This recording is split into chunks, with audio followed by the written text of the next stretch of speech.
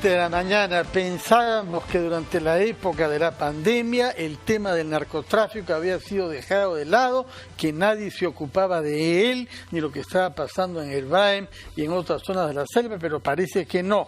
Que DEVIDA, que es el organismo público encargado de buscar una alternativa al cultivo de las drogas, ha estado trabajando en el terreno, fruto de lo cual hay una decisión de entregar $19 millones a un total de 10.000 familias productoras de la zona.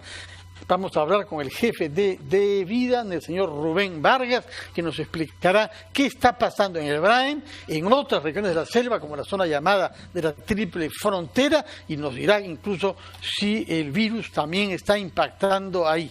Señor Rubén Vargas, buenos días. Amigos de Radio Programas, muy buenos días, como siempre, un placer estar con ustedes. Bienvenido.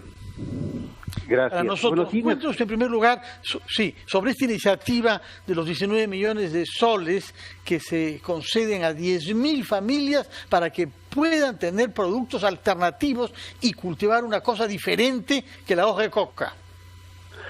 Bueno, sí, en efecto, DEVIDA, el gobierno central, tenemos estrategias específicas para el Braem, para el Alto Guayaga y las otras zonas donde lamentablemente se reportan cultivos ilícitos de hoja de coca.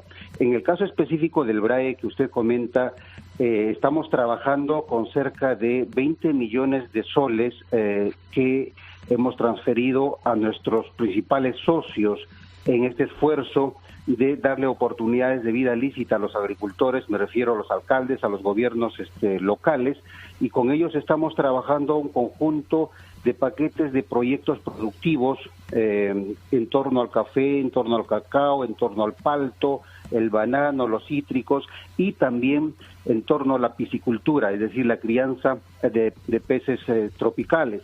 Tenemos en cartera 34 millones anuales para precisamente estos cultivos de café y cacao que vamos a tratar, vamos a conducir, vamos a llegar a 15.000 familias, lo mismo con el cultivo del banano, a cerca de 3.000 hectáreas que va a abarcar a más de 2.000 familias, igual con la piscicultura y los otros productos que le he mencionado. Entonces, durante estos días de la cuarentena, de la emergencia sanitaria, hemos estado trabajando muy intensamente para que la economía en el BRAE y las zonas castigadas por la coca ilegal y el narcotráfico podamos resistir y trabajar y poner el hombro en la reactivación económica de esas zonas castigadas. Sí, el problema es que a pesar de... Adelante. Sí, el problema es que... Gracias, Fernando. El problema, señor Vargas, es que a pesar de estar en una situación crítica, enfrentando una pandemia, estos son los escenarios, pues, que aprovecha la criminalidad, el narcotráfico, para seguir operando, y requiere también en ese sentido pues una respuesta en ese orden, sin dejar de atender los temas de seguridad que impone el manejo de la crisis del coronavirus, enfrentarlos, ¿no? No, estoy completamente de acuerdo contigo. Por eso precisamente les comentaba de que tenemos estrategias específicas para cada una de las zonas productoras de hoja de coca. En el caso del BRAE, durante la cuarentena estamos invirtiendo cerca de 20 millones en estos productos de desarrollo alternativo que he mencionado, pero por supuesto de ninguna manera se trata de cometer el error de competir con la economía y la rentabilidad que tiene el narcotráfico y los cultivos ilegales. Sin embargo, es necesario llegar al campesino, trabajar en oportunidades lícitas en torno a estos productos que son muy importantes, que tienen acceso felizmente cada vez con precios más justos a los mercados internacionales, y tenemos que seguir apostando por este trabajo honesto. Durante la cuarentena, una de las grandes lecciones que hemos podido ver y que hasta ahora todavía estamos observando es que la cuarentena mundial ha ocasionado dos hechos distintos en los mercados de consumo de la cocaína y en las zonas productoras de drogas especialmente cocaínicas. En el caso por ejemplo, de Europa, que es uno de los grandes mercados de la cocaína que se procesa en el Perú, el precio se ha mantenido básicamente desde marzo hasta mayo inclusive, pero ya en junio empieza a repuntar nuevamente el precio y esto pensamos como consecuencia de que el stock de la cocaína que había en Europa probablemente se esté acabando.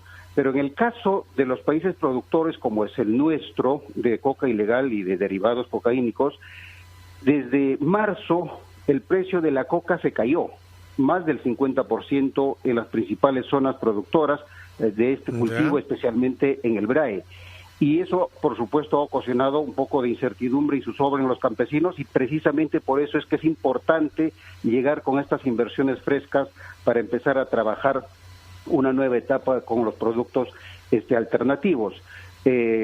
Lo que queda absolutamente claro es que la expansión de los cultivos ilegales y del narcotráfico, en el caso del Perú, es que somos víctimas de los mercados internacionales. Es decir, en el problema del narcotráfico hay una variable exógena, hay una variable externa, que son los mercados internacionales que determinan esa presión de la demanda de la hoja de coca y de la cocaína, y eso hace, por supuesto, genera consecuencias bastante difíciles y que nosotros tenemos que enfrentarlo. Creo que es momento un poco también de redefinir el concepto de responsabilidad común y compartida con estos grandes países consumidores.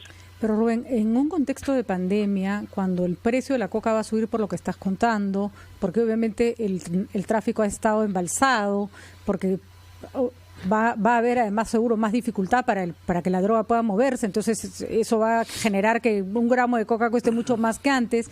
¿De verdad es posible que un campesino que se dedica a la coca en un contexto como este, además, en que ya no hay muchas actividades alternas, decida dedicarse a otra cosa? ¿No es un poco iluso pensar en este momento en particular que la reconversión va a tener éxito cuando, ojo, en momentos en que no ha habido pandemia es muy difícil también, ¿ah?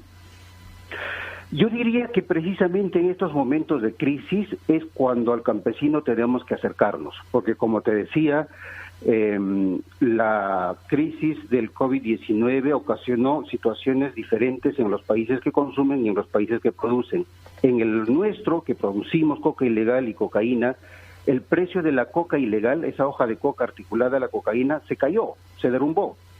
El precio actual de la arroba de coca está entre 30 soles cuando su promedio es de 120. Bueno, pero claro, pero Rubén, nadie compra, ¿no? Nadie compra. Precisamente, entonces, en esta coyuntura en donde el campesino se da cuenta de que es mejor estar con economías lícitas o diversificar su producción, es que tenemos que acercarnos con esta inversión fresca en el que estamos llegando a las cuencas cocaleras. No les queda mucho tiempo, porque pasarán unos 3 meses probablemente para que se abran los mercados y probablemente este virus no deja mucho espacio de tiempo, pero ojalá que, Rubén, que esta estrategia que están planteando sea exitosa y que los campesinos en este momento puedan dedicarse a otra cosa. Muchísimas gracias. Pequeña pregunta, si me permites, Patricia, porque no hemos hablado sobre el norte y la frontera con Colombia a lo largo del río Putumayo, donde se temía que algunos remanentes de la FARC pudieran jugar un rol nefasto. ¿Qué sabemos sobre esa región del país? Brevemente, por favor, para ir a la pausa. Sí, ok, encantado.